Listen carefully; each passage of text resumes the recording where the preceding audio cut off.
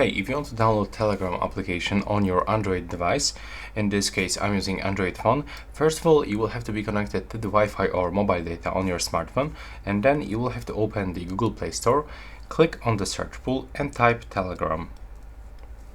Now from here you can find this Telegram application that you have to download by clicking on the install button. Now just wait for this downloading process.